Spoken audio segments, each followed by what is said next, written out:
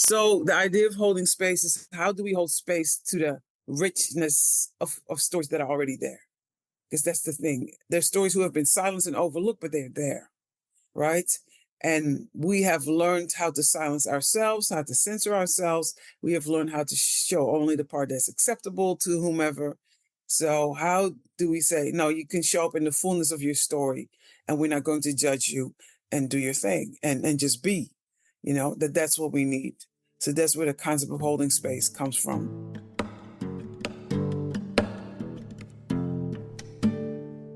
Hello and welcome. As always, I'm Abbie. This is Stories Lived, Stories Told, and today I invite you to join me in conversation with Aminata Cairo as we take a communication perspective on holding space.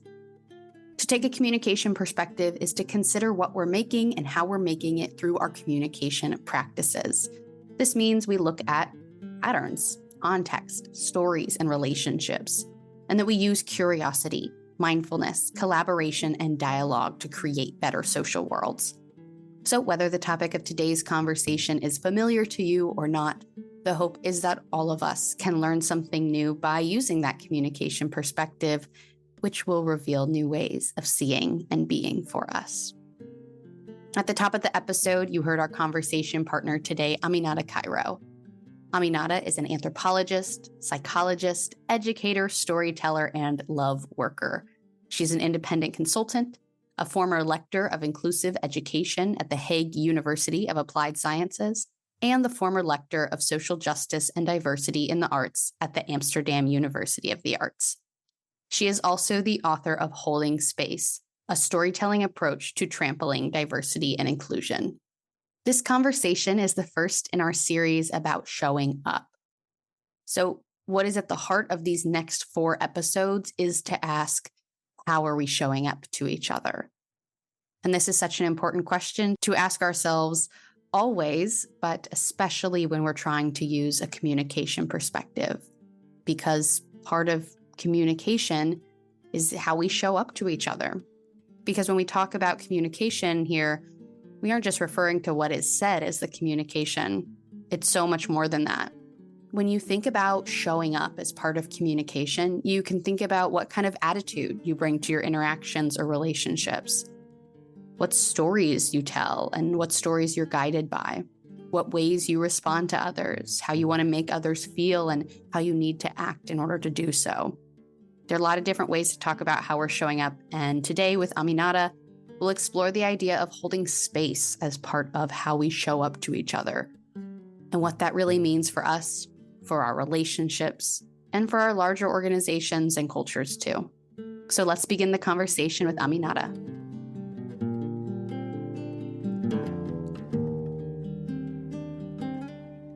Hi, Aminata. Thank you so much for joining me today. Well, happy to be here. Good to see you too.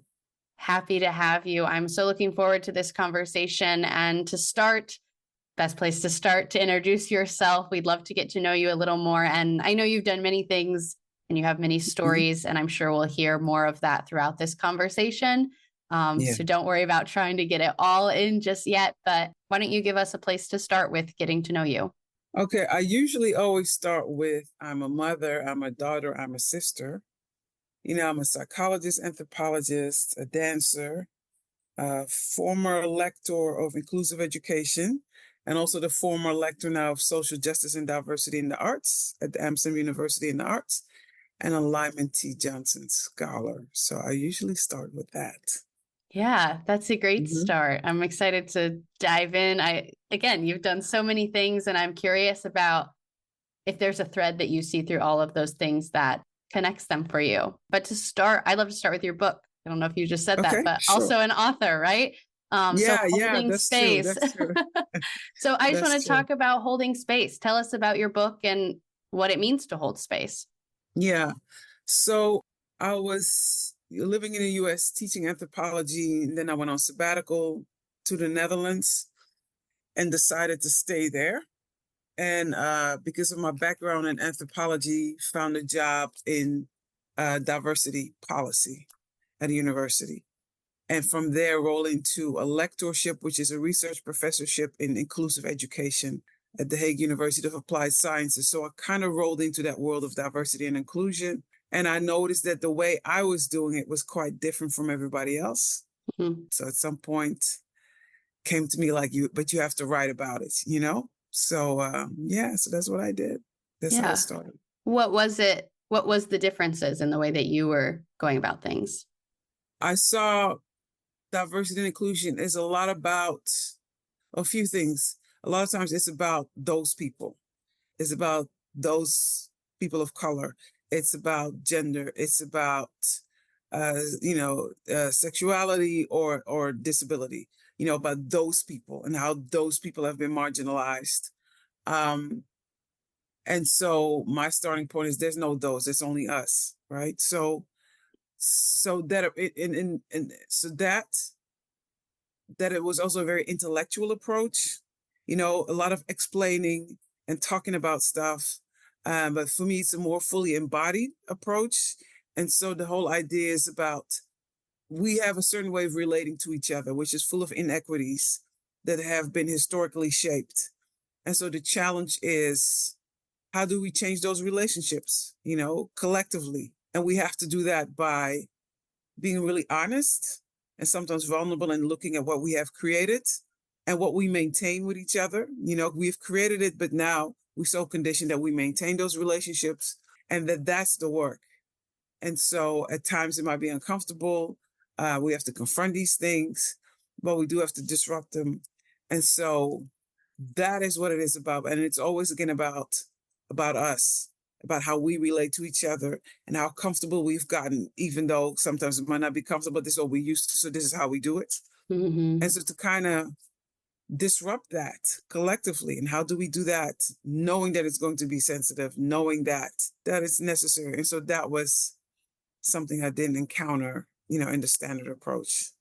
Yeah. So how does holding space, your book, but also just the concept of holding space kind of speak to that?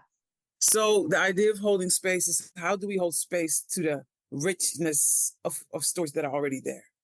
Because that's the thing. There's stories who have been silenced and overlooked, but they're there, right? And we have learned how to silence ourselves, how to censor ourselves. We have learned how to show only the part that's acceptable to whomever. So how do we say, no, you can show up in the fullness of your story and we're not going to judge you and do your thing and just be, that's what we need. So that's where the concept of holding space comes from. And that is hard work. It's about the space that we create for each other, but it's also about the internal space. We are conditioned ourselves. Sometimes we don't even need other people to make us feel small or to make us feel less than, Yeah. because of, Yeah. yeah. So it's about that too. Yeah. I think it's so fascinating to consider the way that we internalize stories, which is what I'm hearing you say a little bit there, to say, yes, maybe originally it came from outside stories telling us we are not enough, we are small. Yeah.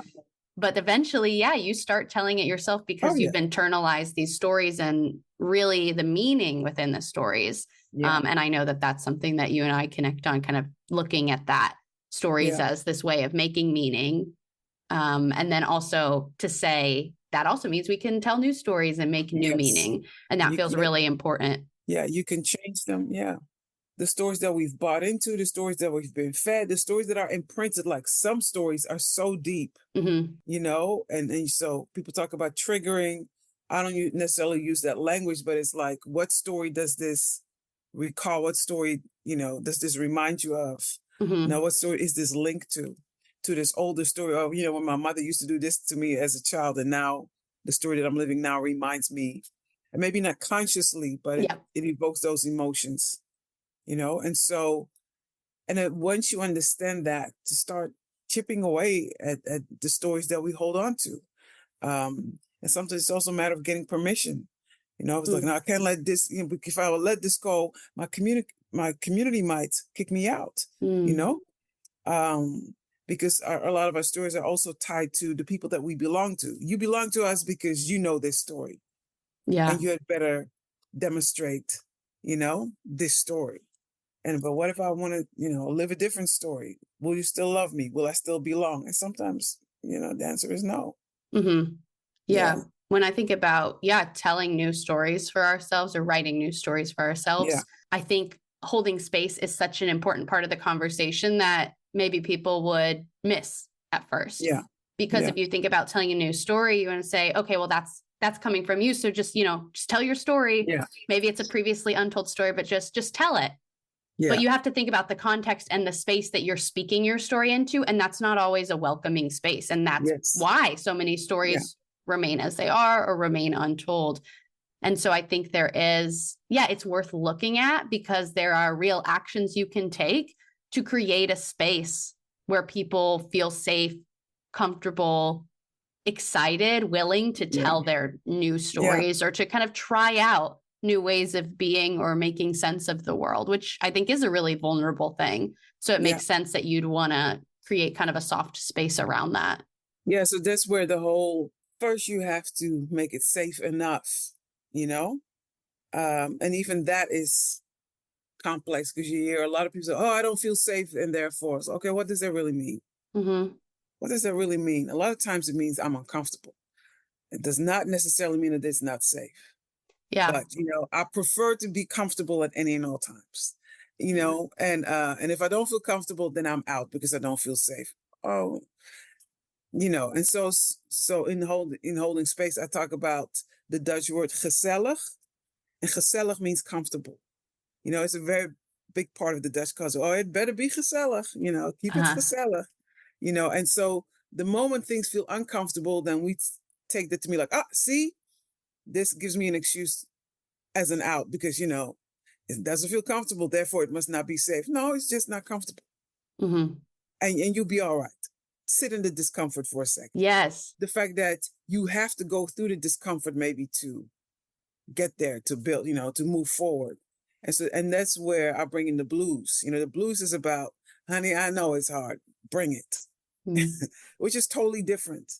And the acknowledgement that if you want to get to this better place, you have to go look at it, feel it, suffer it, purge it, and then you will get to the better place. But we have to be more honest and willing to go there, and allow people to share their pain or whatever, and not to stay in it, but to move through it. Yeah. And people only do that if they're not going to be judged. So part of that holding space, can you hold the space? Okay, do your thing. And I'm not going to judge it. I'm not going to say, oh, can't you make it a little bit nicer for us? I'd like to hear you, but can you change the tone? And what you're saying is, your pain is discomfort to me. It's not gezellig. It doesn't feel comfortable. So please make it a little bit nicer. And then I will be willing to listen to you. That's what we do. Yeah. Yeah. I'm so glad you say that. I think it is an important distinction to talk about safety because I think for some people, when they talk about feeling unsafe to share their stories, it is a literal question of like physical safety. Yeah. Yeah. But not always. And so we kind of Yeah. use that as a general term when we could be more specific and, reach into the nuance a little bit more, which I think is important. Yeah. And so I'm reminded of a conversation I just had with Caitlin Metz. They're an artist, designer, author as well. And they talk about creating a soft space for people. And I kind of interchangeably use the word safe space when I was talking to them. And they kind of stopped me and were like, well, I'm very careful not to say safe space. I'm creating a soft space. And a lot of their work is about what they call collaborating with your emotions. Their book is called Feel Something, Make Something. So kind of drawing a connection between these feelings you're having, maybe very big feelings that you feel like you don't understand. And then when you can do something creative, putting a pencil to paper, you can make something from this place of your emotions, then that can be a really beautiful thing. So their work with this soft space is to say that you might actually they use, the word triggered in these moments. You might feel very activated is what they say too, which I think is a great way to put it. You might actually feel very activated. This soft space is not to say that there will be no discomfort here. And there's value in that. So it's not, I think you're making such a great point to say that, a lot of times we feel maybe an inch of discomfort and we go, ooh, oh, no, never mind. Okay, back away. I'm out. Can't deal with that at all. But I think it's so valuable to learn to sit in the discomfort. And that helps us because our world is very complex. And there's a lot of stories that exist right alongside each other that might feel, like opposites, like exact opposites. And yet they can all coexist.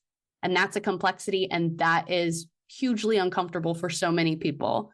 but I think it takes some time to just, sit in it and maybe hold space for that complexity within yourself, within the world. Then feels like such an important practice. Yes, I agree. And I like that idea of soft space. I like that language, because safe can only be safe so far. At some point, you're going to take a risk. Yeah. I cannot guarantee you that your feelings will not be hurt, but can we agree that I will not maliciously try to hurt you? And that's the only guarantee I might be able to give you. Other than that, you're still going to take a risk, because you still might get your feelings hurt, but that these people are not out to hurt me. That's different. And, and is it safe enough for you to be brave?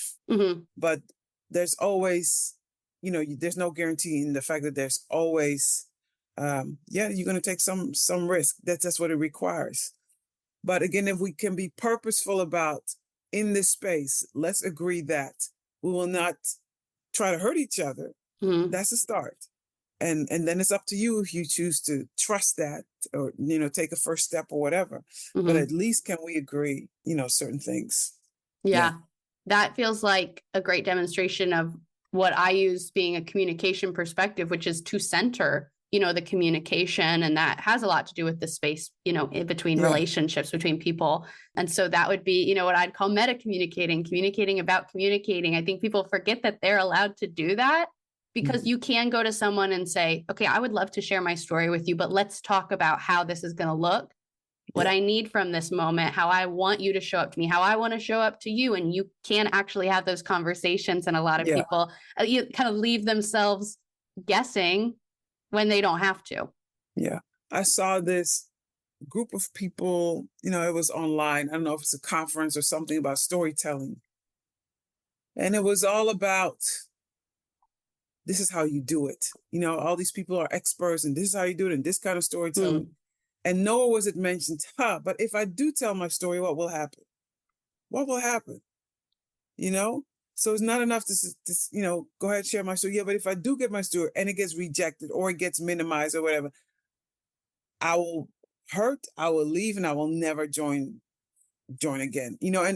So it felt a little like, like there was no context, like we were in a lab or something, like these stories no. There is a reason why I've held on to this story for so long. There's a reason why I've been silenced about this story, because I don't trust you. I don't trust this space, because I've been hurt before and all of that. So you cannot just talk about the technicalities of storytelling without talking about the space that they will take place in, So, and what it will do to people, because if it's done well, because the goal also to create this better world, we have to interweave our stories. That's what will make us better. What will enrich us. That will help us validate each other's stories. If I only know my story and I never get to really feel your story, it's like, that's nice, but stay so removed. So the goal is to be able to share, but also to interweave our stories. But again, how do we do that? In a sensitive way, and knowing that. And if we do it, you might feel some stuff. Will you stay in it with me? Yeah. Yeah. The kind of visual coming up for me when you talk about the way that you were seeing these people talk about storytelling, it's kind of, like looking through a microscope. You're seeing such a small part of the whole picture, and you're missing so much when you zoom out. You're doing a disservice, I would say, to people and their stories, to not zoom out. And it's making me think that there's a model within the coordinated management and meaning theory that my whole communication perspective is derived from, and that's the serpentine model. And I know to talk about models, sometimes that feels so inaccessible to people, or just, like that's stuck in the academic theoretical realm of things, but I think it can be used very practically. And so the serpentine model is to, think of a snake weaving back and forth, and to say that it's about zooming out and seeing this bigger picture, seeing patterns, seeing our conversations in terms of turns. Okay, I told my story and then this turn happened, as in someone responded X, Y, or Z way. And then that encouraged me or, influenced me to respond in this way. Yeah. And even before the story, let's look at the turns that led to me believing that I could tell it or I could not tell it. And so I think that, it's so helpful to start to see the patterns that exist. okay, when people start acting like that, okay, when these are the messages that are being told, that is when I feel safe to tell my story. That is when I do not feel safe to tell my story. That is when I see other stories come to the surface. That's when I really don't see a lot of space being held for many different stories. And I think it's important, you seems like you're doing a lot of asking why. Okay, well, let's question some of the things we've taken for granted, some of the meaning we've taken for granted. Yeah. And so I think zooming out in that way, looking for the patterns and saying, how do we get here, is a great practice in that. Yes, you have to. Mm-hmm. Yeah. Yeah. Yeah. Yeah. And it also helps you not to take things so personally Mm-hmm. when you see the patterns. Is it me? It's like, no, actually, this is what we have been doing for a very, very long time. You know? Yes. Yeah. And we're so conditioned that we don't even see. So when you're like, oh, so I'm just responding to, okay. Mm-hmm. Yeah. Yeah. For my own experience, I'm someone that I take things very personally. And so that's one of the things I'm working on to remind myself when someone is, maybe bringing me some fear, or, another feeling that I'm not wanting to internalize, trying to remind Mhm. myself that's probably more about the other person and their own story more than, my own story. Yeah. But yeah, 99%. 99% of the time. Yeah. Once I start telling myself that, I'm like, oh yeah, for sure. I Yeah. definitely Yeah. believe that.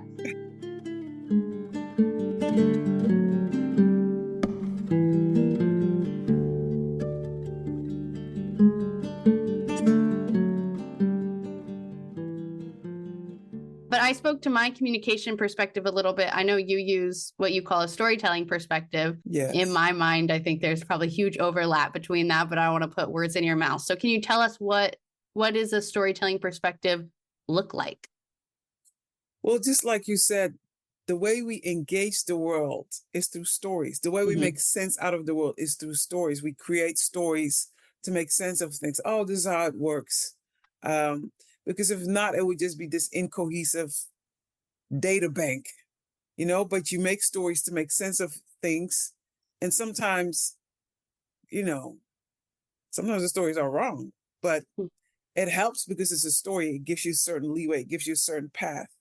Um, And so, when I use that perspective, what I find is it helps me bring in people because everybody gets there like, oh yeah, that's right. Yeah, I do see the world through stories. I engage the world through stories.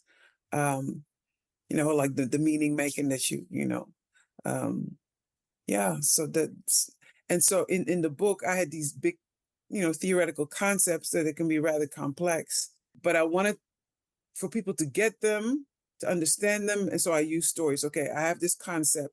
What story can I use that will Mm-hmm. give it? Oh, now I know what she's talking about. Yeah. That's the beauty of being able to use storytelling. Mm-hmm. Yeah. Yeah. I see you using stories as a means for connection. Yeah. Maybe, between people, but also it sounds like connecting ideas to people or getting ideas in people's hands, making them accessible.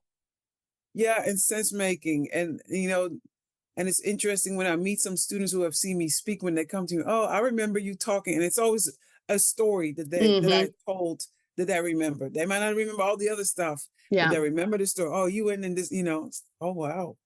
That's what sticks. And yeah, so that's kind of nice.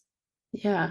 Yeah. That's really neat. Do you have other moments of recognizing what kind of change you've seen in people's lives when they've learned to embrace a storytelling perspective or any of the other ideas that you speak about? Well, I mean, when somebody shares that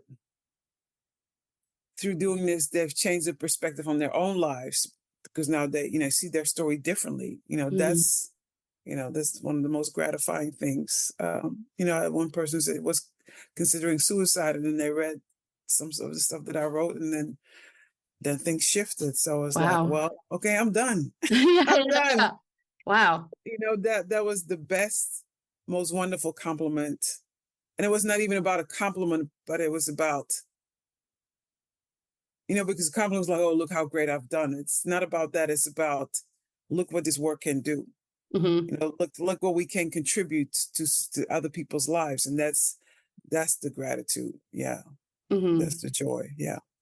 That's the way that I see change really happening too, is like, yes, you could have an audience of tens of thousands of people. There's so many people that are connected and have big followings on, different social media platforms and speak to a lot of people. But also I think it happens one person at a time, because if I, show up to you in a certain way and you're able to reflect and say, wow, that meant a lot, the way that she's able to show up to me, that's what I want to offer to other people. You turn around and it just does, ripple out. Yes, definitely. So I wrote the book. And again, so a lot of the stories I used were my own stories, because there might have been some good stories, but you have to be careful about putting people's lives out there, and embarrassing people. And there's one or two that I specifically asked permission for, but so I used a lot of my own stories to demonstrate. But I also didn't want people to just read the book to learn about my story. The goal was, I'm writing this and hopefully people will use this to go in conversation with each other. And that has been happening. And so that also makes me very happy when I hear like, oh, we started a book club and we're reading your book. Aww. And, it's like, yes, because it was, yes, I love for people to read it, but I would love for people that it will spark something. They can do something with it, that they can help them in some way. So initially I started on this follow-up book, like a workbook with like activities and things like that. I don't know, I might still finish that. But that kind of stopped. Just let the book gain some momentum first, let people read it and take it from there. Yeah. I love that. And that's something that often comes up in my conversations, this kind of two-part process of, here first comes the language and the naming of things, which is so important. And then what's the action that comes after that? Because you can't just stop with the words, I believe, even though I love the words and I could just stay there forever. And also that words need time to land, and do something, whatever it is. So we don't always have to plan and program, but what comes up? Now that you've digested this, what comes up? And so again, I can make a plan about this, how you can use it, but maybe people come up with things, way better ways of doing things based on how they've been inspired by it. So yeah. I'm glad you bring that up. And that takes me back to the whole theme of your book of holding space. Yeah. That, I'd kind of equate that to like holding time in a way, because, at least in the United States, I can speak to very much a go, go, go. We really, put people on a pedestal for like, oh, I'm so busy. Like people brag and be like, I'm so busy. Yes. But I would not brag about that. I like prefer when my life can slow down, because then I have space and time for, like you're saying, like different thought. That's when my best ideas happen, when I give myself space to, really sit with things. And it's like countercultural. It feels so revolutionary to talk about holding space, or kind of, I'm visualizing like, pushing things outwards and be like, no, I'm being protective of this space right here. Yeah. It's, not filled with activities or material things. It is space that I am holding because I see that there is value in the holding of this space. And one of the things, I have a chapter on neutral space. And so, the visual that I use, like, think of like there's a wrestling mat, people in the middle of a wrestling mat and stuff is happening, you're on the edge. And rather than something happening, you immediately go there, that you allow some space, to not judge, to not immediately try to fix, because that's another thing. People say stuff and immediately, well, I don't care what you think. Just, no. The fact that you think you have to have an opinion in the, I don't know about the US, but in the Netherlands, they have, there's a word for it. I don't know if there's an English equivalent, but it's a culture. It's called polder. It came out of, in the Netherlands, it used to be a pillarized society. So you used to have the Catholics, you used to have Dutch Reformed. There was like 4 or 5 pillars. And so if you were Catholic, you went to Catholic school, you went to Catholic clubs, there's a Catholic TV station, Catholic. So you're really Catholic, everything. Dutch Reform, which is Protestant, you had that community. Then you had, I don't know, Social Democrats, some political. So you had like 4 or 5 pillars, and the whole country was organized along those pillars. So you would be in your community, all your social activity was with Catholics, the newspaper, everything. Mm. And so when there were times that they would get together, they would be very polite. They would be very polite, and then they go back and talk about each other, but yeah, so part of the culture is everybody has a say. Because we want to make it equal. We want to make sure everybody has a say. So part of Dutch culture still is somebody says something and immediately we feel everybody has to say something. No, sometimes you just need to shut up Mm-hmm. and be quiet. And you don't, but the thing that I have to have an opinion, everybody has to have an opinion. No, you don't, and to hold your opinion and not have judgment. So that's Mm-hmm. again, I've been in the US a long time, and this book also draws on both my Dutch and the US. But that whole idea of this neutral space, people can just be without you Yes. having to jump in, without you having to give commentary, they can Mm-hmm. just be. And so one of the things I give people as advice to use is to use, that's interesting. I've seen it, I've Yeah. noted it, but no judgment. That's interesting. I've acknowledged it, and that's interesting. And Yeah. it's a lot, and not like that's crazy. Like, why would you? Interesting, Uh-huh. you know. And so even when people react to you a certain way, like how can they? How could interesting choice. Mm-hmm. I don't have to do anything with that. Yes. Interesting that you choose next, so I don't have to take it into my spirit. I don't have to be Mm-hmm. offended. As like I just noted, interesting, Yeah. so that whole idea of neutral space, and it also came out of when I started to learn about Buddhism. I had a hard time understanding the concept of detachment because I felt like detachment meant not caring. And it's Right. not about not caring. It's about, I care very much about you over there, but I don't have to be in there, and that you can be very loving and caring, but be a little bit detached. And that's better for both of us. Mm-hmm. So that's where that came from. Not immediately feeling like you have to judge. And also I need to give you room to do your thing. I also need to communicate. I have faith in you. Because if immediately, let me fix it for you, what is that communicating? That's also communicates like, you can't do this. Let me make you do it, whatever, Mm-hmm. but it's like also trust that I'm here. And when you really need me, you'll call out and I'll be right here. But I have faith that you can figure this out by yourself, Mm-hmm. you know? And if when you don't, give me a shout and I'll be right here.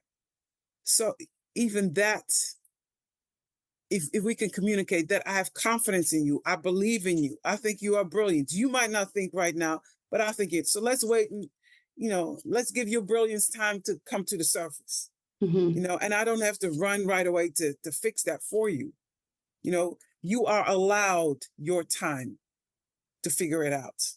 You are allowed to struggle. You are allowed to not know. You don't have to have all the answers. So if we could do that for each other, how much more relaxed things would be. Because I think part of how we walk through this, well, oh my gosh, what would people think? Oh my gosh, I didn't do good enough. Oh my gosh, oh my gosh, oh my gosh. A lot of that is the world we have created, as opposed to, yeah, I'm doing my best. This is what I can do right now. I hope it's Yeah. enough. And if not, you know, but even that, a sense of rest, a sense of peace in that I am okay and my story is okay, even when I don't know. Yep. Yeah. I feel like you're answering the question of if someone was wondering like, okay, well, how do I hold space? Like, what does that actually mean? I see a very tangible way of holding space being removing that judgment. And Yeah. what you're describing, which I would call a difference between reacting and responding, responding being, okay, stimuli or story, or, someone has said something to you, you can pause and reflect on what you actually want to convey or what we talked about, that neutral space, like having a moment to kind of digest what has been said to you and how it makes you feel, and then responding instead of just, reacting. from a And place of maybe a yes, less thoughtful place. and when you are treated like that, it does something to you. It gives you room to grow, because Mm-hmm. I think we underestimate how much we censor ourselves and how much, I share a story with you. Please.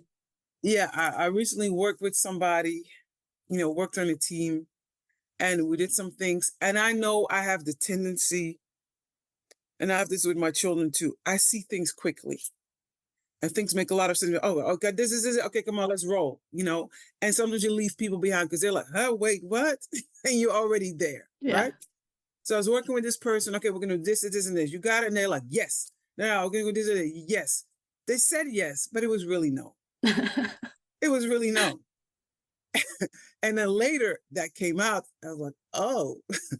um, and then, and but then it's painful because, maybe they were afraid to say something, Mm-hmm. but bottom line, they weren't honest. And again, but it also taught me like, oh, you need to not go so fast. And just because somebody says yes, does not mean it is yes. Right. Mm-hmm. Yeah. And so then you get very careful, and because, and it gets, and I also know, again, like with my children too, I know I can, I get excited. Oh, excited. Oh, we can do this. We can do this. Come on, let's roll. And let's just do it. And people are, what. Yep. So this working with this person really like, okay, this taught me a lot. So now I work with somebody else. And again, some things came on. And I started getting, we can do this. We can do that. Wait, stop. Sorry. Because I know that I have a tendency to go fast.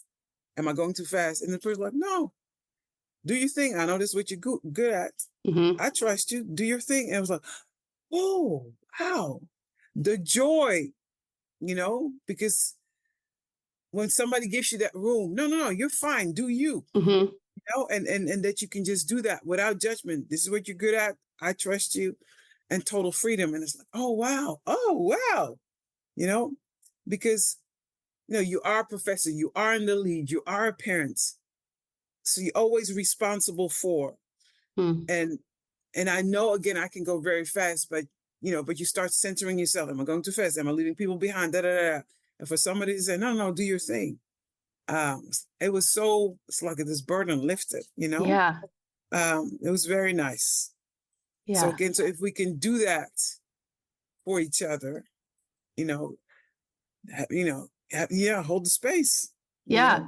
Yeah. that you can really do you and do you fully, Mm-hmm. you know, and Yeah. not take things personal and things like that. Yeah.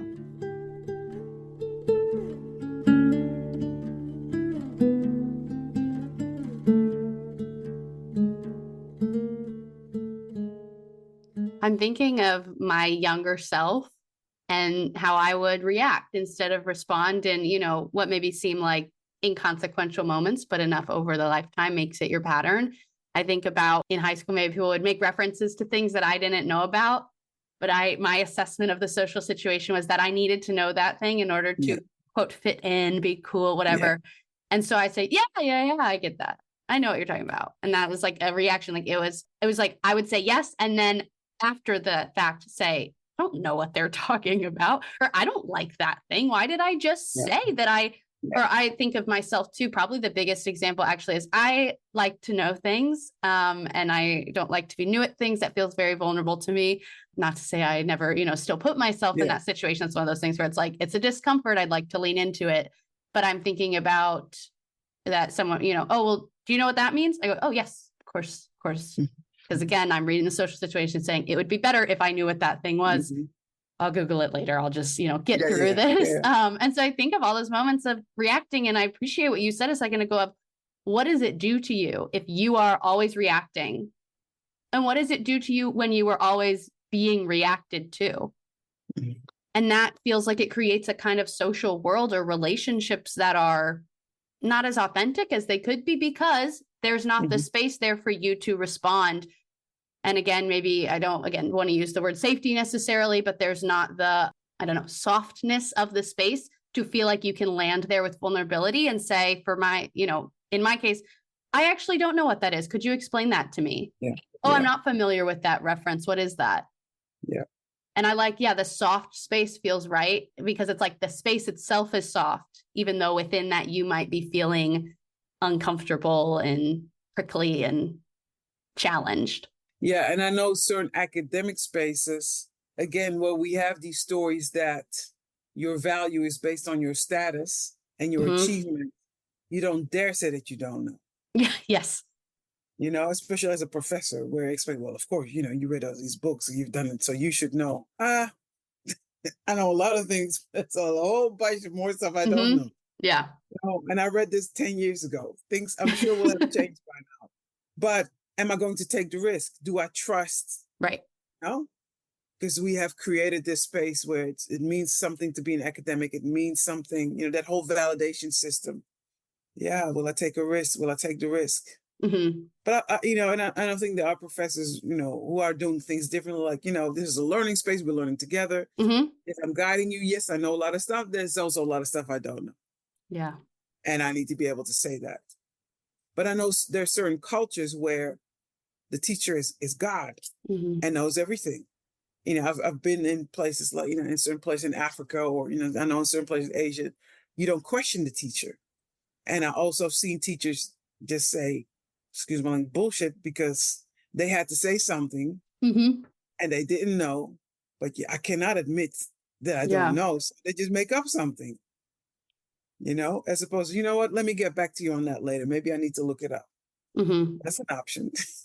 Yeah. Yeah. But again, that's a very cultural thing. Right. And it's interesting to think about how part of the CMM theory is this idea that our stories shape us, but also we have the ability to shape our stories, i.e., tell new stories, rewrite stories, question, make meaning.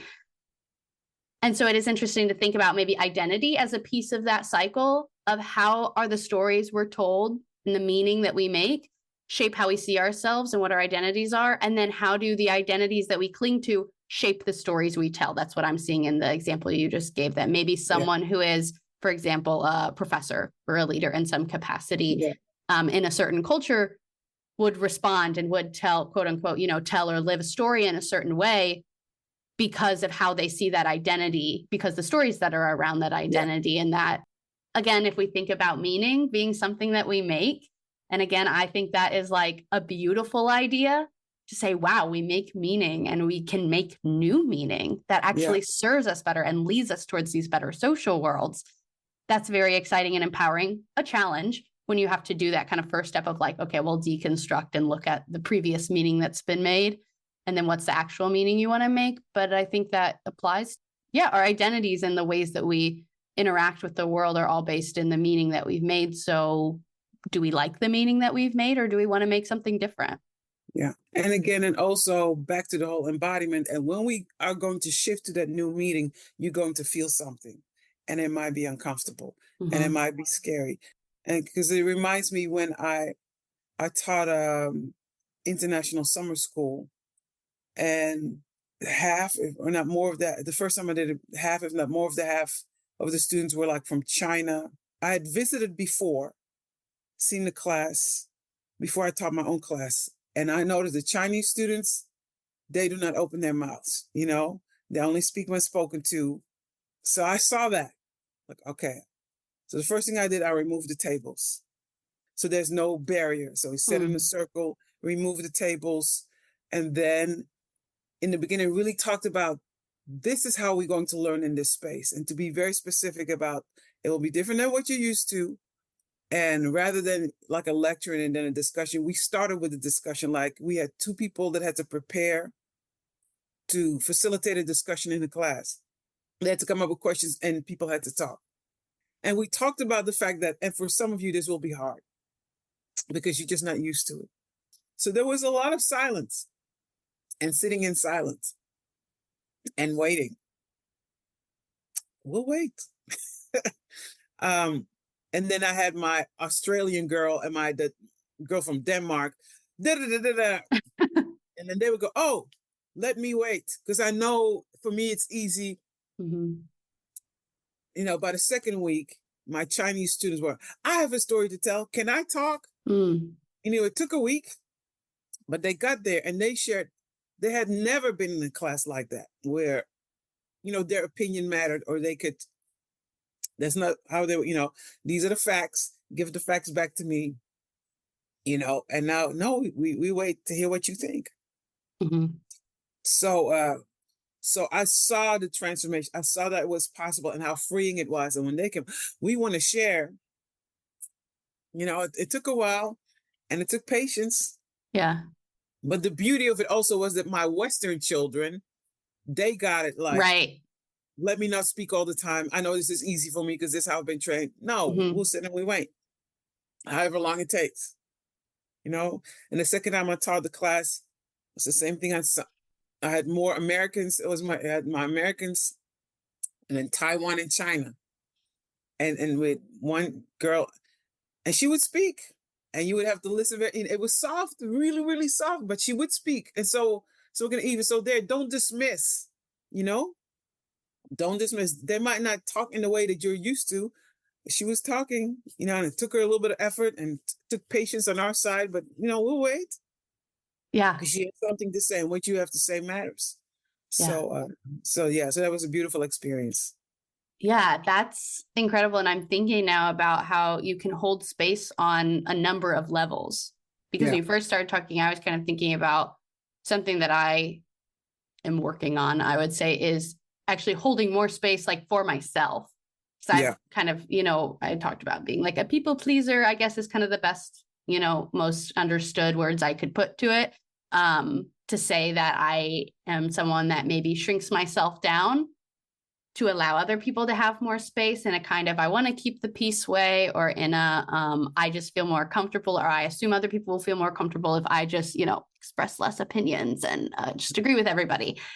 But I'd love to not be like that. And I'd love to, I don't want to encroach on other people's space too, because I want them to take up their space exactly as well. But I think there's room. I'm trying to learn at least and start to believe that there's room for me to hold space for myself.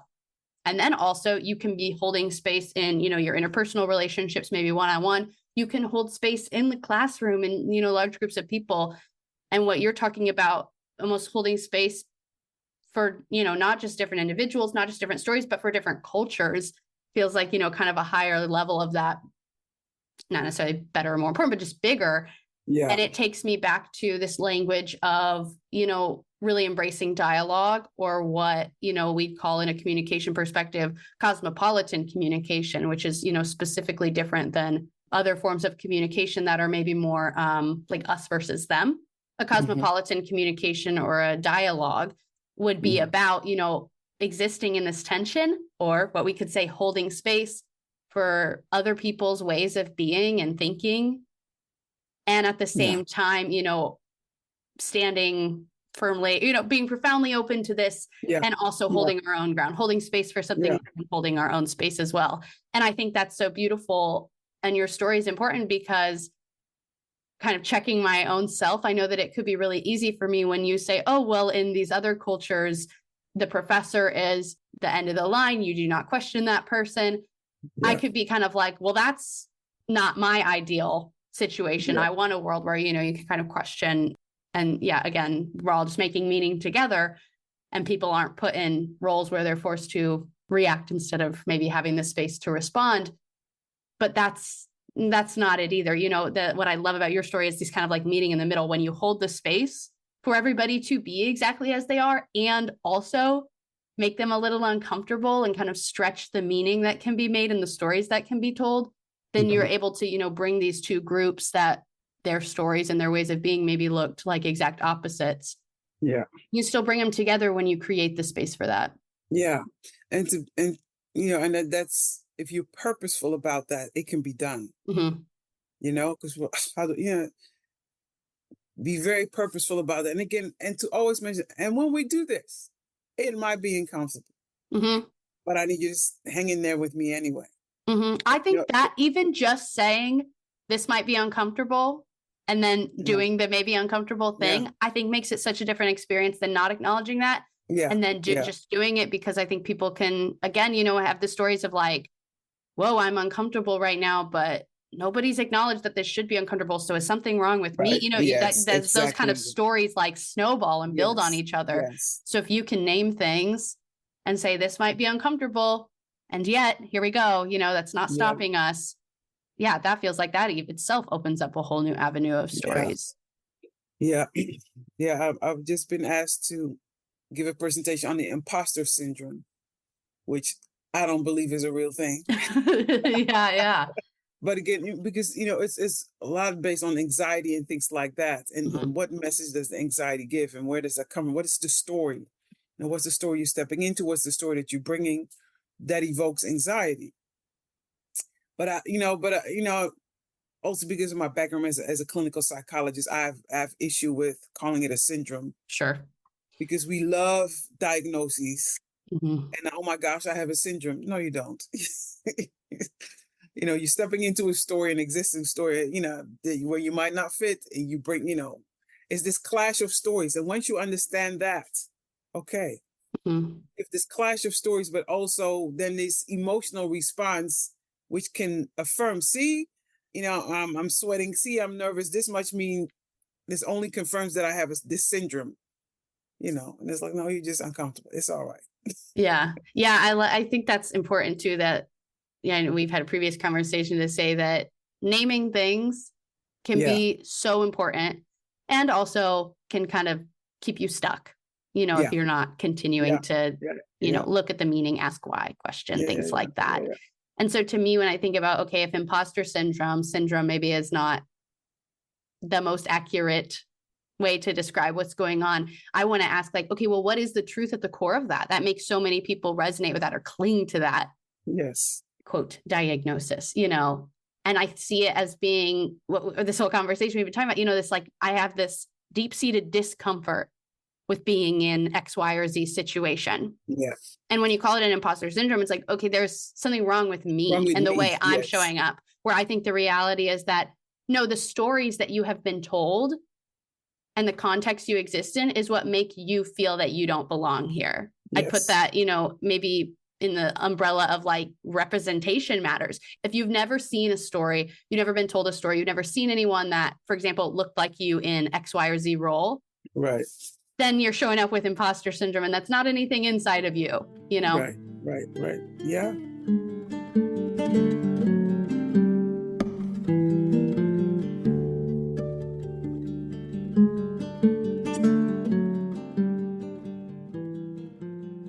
But again, also that whole concept of story helps with that. The fact that you might feel like you don't belong, and that might have been the story, that people like you were never welcome here. Right. That's a very real part of the story. And Right. so there might be remnants of that you will encounter. But just know it's just a story, Mm-hmm. you know, and you're here now. So, you know, Yeah. regardless of what story is out there, you're here now. But that's very real. And so the discomfort, so that the discomfort is then normal, is normal as opposed Mm-hmm. to a syndrome or, you know, whatever. Yeah. But that's given that there's this clash of these stories, Mm-hmm. a story that says you're invited and you're here to show what you can do. And this story like, oh, but people like you have Yeah. never been here. People like you tend to underperform. Mm-hmm. You don't know people like you. That's then a clash. And so that clash will evoke some feelings, Yeah. which is totally normal. Mm-hmm. And then but then how do you negotiate Mm-hmm. those stories? Are you going to buy into it? You can say, well, that's cute. That's interesting. Yeah. Interesting that you think that way about people who look like me. Very interesting. Now move aside. Let me do my thing. Mm-hmm. You know? And I've had to do that myself. I believe it. Yeah. Knowing that, because I can spend a whole bunch of energy into wanting you to change how you look at me. That's wherever you got that story from. More power to you. Get a step aside. Mm-hmm. And hopefully that, you know, because I don't have time to wait. Yeah. I've worked hard enough to be here. That should be enough. You might have doubts. Work that out. Get some therapy, whatever it is you need to do. Get to know me. Get to know some other people who look like me. That's the work that you have to do. You know, that's not on me. Mm-hmm. You know, I have to do my work and I have to do it well. You know, and it's easier said than done. But again, that's about holding space for me. You know, Yeah. and as I enter these spaces where, you know, I might not necessarily fit. Yeah. Well, as we kind of wrap up our conversation here, I want to mention something that you said in previous conversation we had of considering identity and its relationship to stories, that you said what, is at the heart of your thinking is that our identity Mhm. is human beings and Yes. everything else is just It's a stories. story. And a Yes. thing I want to say to that is that when, we're kind of giving this, oh, it's just stories, just change the meaning, just, step aside, move on, forget that. It's not to say that the stories that we have internalized in here are not very real and Mhm. make us feel very real things and think very real things. It's not to discredit that, but it is to say that it is just one of many stories, right? And we Yes. can choose new stories, and that again is hard work. But yeah, I just want to hear you speak to that a little more. That what do you Sure. hope people hear when you say something like, our identity is human beings and everything else is just a story? Yeah. Yeah. I'm at the point now, like I said, you have a heartbeat, you have breath. That's it. Everything else is a story. What it means to be white, what it means to be black, what it means Mm-hmm. to be a woman, depending on the time, the space, the community, that story changes and can be so broad. Um, and I hope, my goal is for people to start seeing it that way, and some of these stories we've been fed from the cradle or from our ancestors, Yeah. our religion. And so they become our truth, but it's still in the end still a story. And you can still let it go if you want, if you need. It's malleable. Um, and just to start recognizing that, and which also comes back to not taking things so personal. Like, how dare you mess with my story? Yeah. Right. And that I feel so disjointed with my story is all of a sudden changed, but it's just a story. So, as a woman, I mean, there's certain cultures as a woman, it means like, I know there are cultures, if you don't have a baby, you're not really a woman. You'll always be seen as a child. Well, and if you're infertile in that culture, well, that sucks.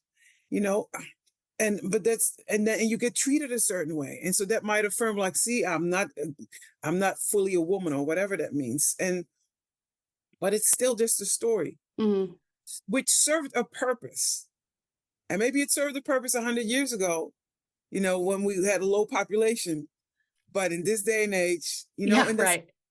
these stories, they serve a purpose for you to be in your place so that we all know what we have to do, so that we know who the outsiders are. And I get that. And still, I can change my story. And still I can, and not just change, but expand my story. Yes, I can be this, but I can also be this and this and this and this and this. One last story. Um, there was a show a number of years ago about, I think they were Mennonites. So they're kind of like Amish, but Amish light, like they can Sure. have Yes. yeah, because they can do tractors and there's certain equipment that they can have. But male and female role are very clear, and so you go to school until like 8th grade. And so there's one woman, young woman, she wanted to go to college. And it's like, you're a woman, sorry. And there was other things she wanted to do. And so then the men took her, oh, you want to be, you want to go step outside of your role? Okay. So she had to stick her hand up a cow's butt and all this just to prove that, you want to hang with the men, you want to do men stuff. Well, come on and do this. It's like, Wow. wow. And there was nothing wrong with wanting to, at least for me, but to be in a community like that where what it means to be a woman is very defined. And if you step just a little bit out of Mm-hmm. it, you get punished for that. Yeah. you know and and I think it was her mother loved cooking. Her mother, like her mother loved cooking for the community. That was her mother's joy. The father had committed suicide, and because of that, the boys were going to school, and again, they were only supposed to go to 7th grade, and the mother allowed them to stay in school longer. Mm. And they were playing football because they've lost their father in a horrible way. Let them let them do that. And so they punished her. Mm. And so she couldn't cook for the community anymore. And she had to sit and eat by herself. Wow. And it was just like, I mean, it was hard, because her role as a woman was to be fulfilled in Mm-hmm. cooking for people. But because your children, because, and that's how she was punished. And it was, of course, her daughter was like, I want to do stuff that, so the poor woman, Yeah. trying to accommodate her children, but Right. in a community like that, but talk about the stories that shape our lives. Mm-hmm. Now, what if yes, I'm a girl and I like being a girl, but I also like to do, and there was no room for the also, Yeah. you know? And again, as a community that might have assured our survival at some point, but in this day and age, Mm-hmm. different circumstances, different contexts, different needs, Yeah. and that strikes fear in people, Mm-hmm. you know? So we hold on for dear life. No, no, no, no. If we do, then we lose. There goes the neighborhood, right? There goes the neighborhood. There's the quality of the community. There goes our tradition, Yeah. whatever. And so, and I come from and I don't know, I might be rambling. I come from a culture with a lot of traditions and it's beautiful. But sometimes when you hold on to stuff for dear life, Yeah. it can also be damaging and limit the potential of who we are. Mm-hmm. And that's, and ultimately with holding space, it's about how do we create spaces that are compassionate and caring so that we can be the best who we, that we can be, and a lot of times out of our survival, our stories have become this I understand. So let's hold on to this, Yeah. Right. Yeah. Yeah. I'm thinking about another model from CMM called the hierarchy model. And the hierarchy model is about acknowledging that there are many, many layers of context that affect us. And perhaps there is even a hierarchy within that, or a hierarchy is probably the more accurate word because they shift. Mm-hmm. And so you could say, the story you just told, that the people in that community, their highest level of context, the story that they are, telling the most, that is the highest, the one that has influenced them the most, is these are our traditions and these really matter. Yeah. And again, there's room for all of these contexts that are affecting us, because it is also valid for a mother to say, this is what I want for my children. And this is the choice Mm-hmm. I'm making around these values that I have. And so I think, again, if you can recognize, that gives you so much insight. I think if you can recognize what story you are speaking from, or what story you are kind of under the influence of in your actions, to consider that like motivation almost. Yeah, that was just what you were saying that made me think of, but I appreciate you sharing that story. I think that, is a great way to kind of explain what we were talking about. Is there any final things you want to share, Aminata? I know we've covered so much, so no pressure. If not, but I like to give the space at the end just to say, what'd we miss? What do you want to share? What do you want to leave people with? To be compassionate, to move out of compassion, especially in this world that has become so polarized. Yeah. We're so entitled to our anger. We're so entitled to our story. And then because of this story, we feel entitled to be hurtful to other people. But when you start from compassion and to not, and then also, and to not be threatened by other people's stories, and a little bit more often say, that's interesting. Yeah. And to just leave it at that. You don't have to do anything with it. You don't have to judge it. You don't have to condemn it. That's interesting. Beautiful. Do your thing, Yeah. Yeah. And hope at some point we can interweave. But that's my dream. Great. Okay. The tool people are taking from this is to put, that's interesting in their back pocket and whip that out when they need to. I like it. Yes. I like it. Yes. That's great. Well, thank you so much, Aminata. I'm so grateful for our conversation today. All right. Thank you.